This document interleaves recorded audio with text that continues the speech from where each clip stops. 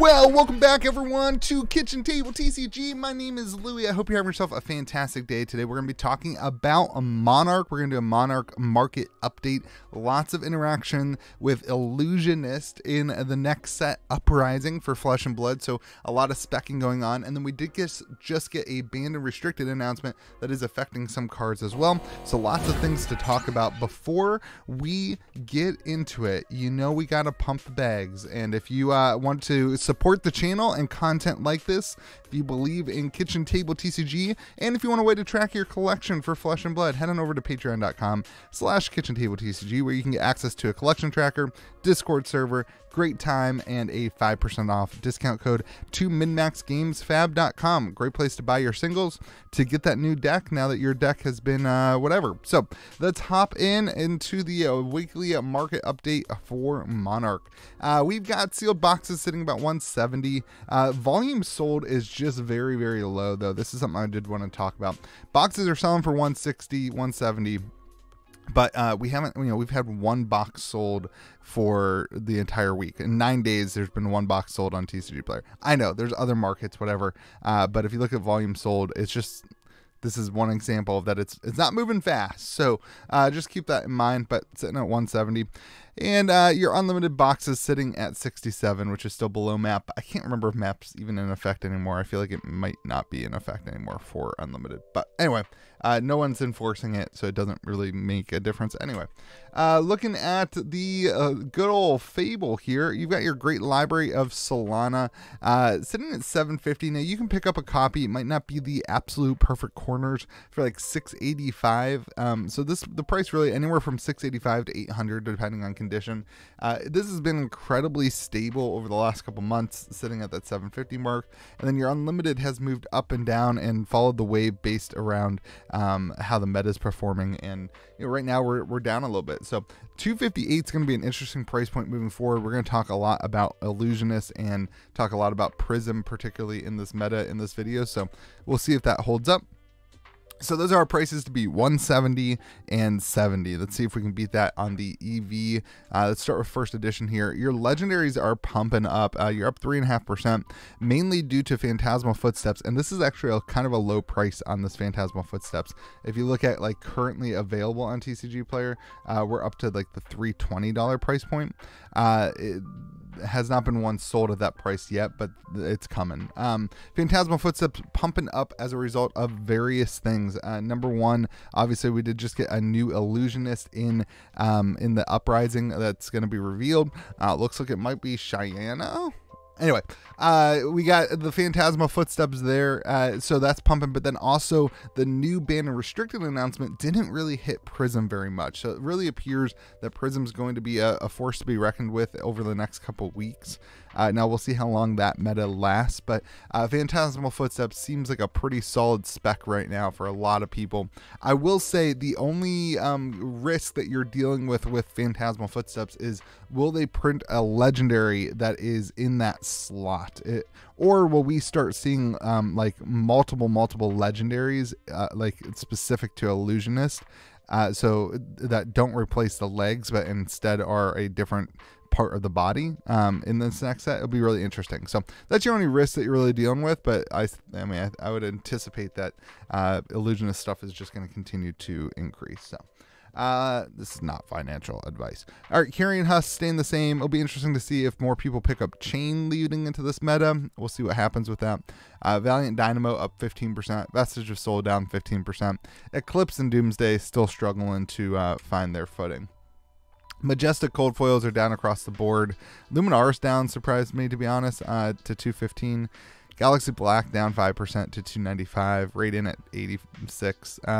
Not a whole lot of interaction with all this stuff. Hexagore. Anyway, common cold foils though are back to pumping. I think the commoner format may be affecting this a little bit. People excited about building that. Also, there's some interactions with the meta, but all in all, not a ton of negatives going on. A lot of things to be excited about. You got Ironhide back up to like the $35 to $45 price point. Somebody swept the floor on the cold foil commons, and I appreciate them. Yeah, so good stuff. Halo of Illumination at 68. That one's held very, very true over the last couple of months. Yeah, average price at $35. Extended Art Rainbow Foils. Mark of the Beast was a card that was sitting at $50 for a couple of weeks, and now somebody has bought it up to 96, which is good because of that. That needed to happen. You've got Herald of Erudition at $250, up 25%. I love this card. Beautiful card. One of the most beautiful extended arts in the game. Really cool to see that moving up to $250. And then Luminous Ascension down 5% to $133. All in all, your extended arts are up 22% to an average of $160. Looking at your Rainbow Foil Majestics now, there is some down ticks, there's some upticks. My gut, I kind of was evaluating this, and I'm taking a stab at it. I mean, it's like, why are some of these things happening? I think that the Fab 2.0 announcement may have made some people look at their collection and be like, what do I have extra of? And put it on the market. I think some of these prices are going to be blips in the radar, to be honest. But all in all, you're down 10% to an average of $12.57. You've got some downticks on a lot of things. But then you get some stuff going on like Shadow Blasmafet, Nourishing Emptiness, Tome of Torment, Mark of the Beast. Celestial Cataclysm still the most expensive card in the set. You've got some softness on some cards that we haven't seen soft in a long time, though, like Soul Shield, Sonata Arcanics, and Spellblood. But my gut says that people just kind of, looked at their collection like, I had extra of these. This seems like things that some people might have extra of. Particularly, like, I did that for the non-foil Majestics. Like, I had a ton of these first edition regular Majestics.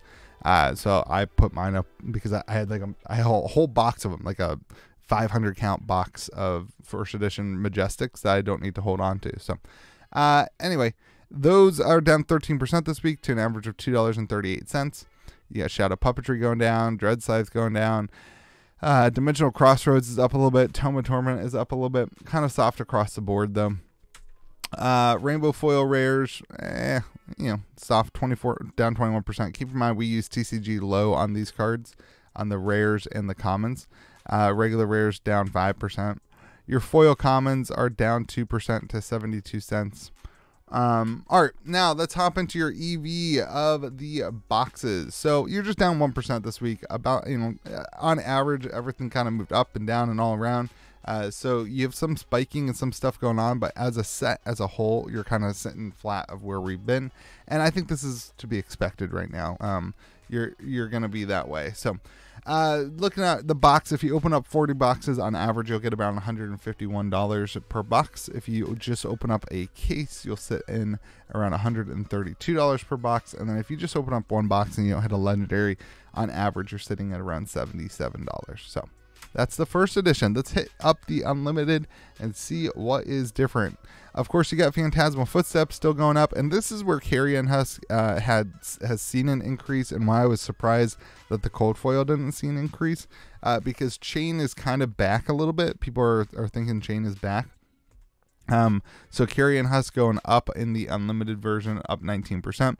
And then, of course, you still have Phantasmal Footsteps. So unlimited Monarch looking pretty good in terms of your legendary pulls.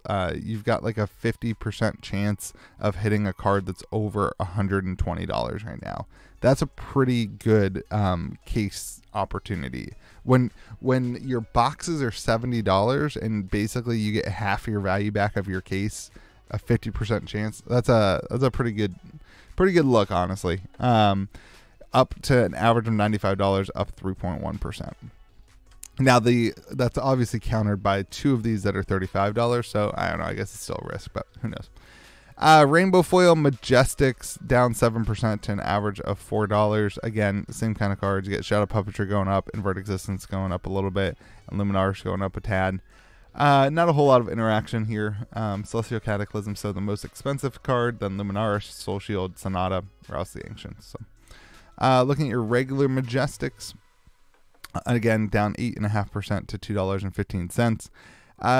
Again, it's kind of hard to tell exactly what's going on across the board. You've got things down, so there's not a whole lot that you can pick from a meta perspective. I think there's people who are selling their decks and just like, I'm waiting until after, the new set to see how the meta shifts. That doesn't surprise me at all. Regular rares sitting at 62 cents. Or sorry, foil rares at 62 cents. Regular rares at 13 cents. Rainbow foil commons at 43 cents, and regular commons don't really matter. So your unlimited expected value here, if you're going to open up a 40 box, 40 boxes, you're sitting at $71 per box. If you open up just a case, you're sitting at $65 per box. And if you open up individual boxes, don't expect to get much more than 35 bucks. This is worth it. I'm telling you, this is Monarch is unlimited is the play right now if you care about opening boxes. As a result of, like, you're on average making your money back. I guess you're losing money after fees, but on average you're making your money back. But then you have that shot at hitting like a 50% odds of hitting some pretty good legendaries that are also super liquid right now. So if you like opening boxes just for the fun of it, and like selling singles, Monarch Unlimited definitely seems like the play. If you're a store and you're stuck with Monarch Unlimited, opening up singles is also a good way to do it. So anyway, that's the Monarch market update. If you want access to all this stuff as a collection tracker, you want to support the channel, head on over to patreon.com/KitchenTableTCG where you can do that. You can also go to KitchenTableTCG.com where there's a bunch of other ways to support me. And then you do have this MinMax Games Fab discount code, which is in the comment section or the description of the video, as well as the 5% off discount for patrons. Hope you guys have yourself a fantastic day. Be kind to the people around you. We'll see you again next video.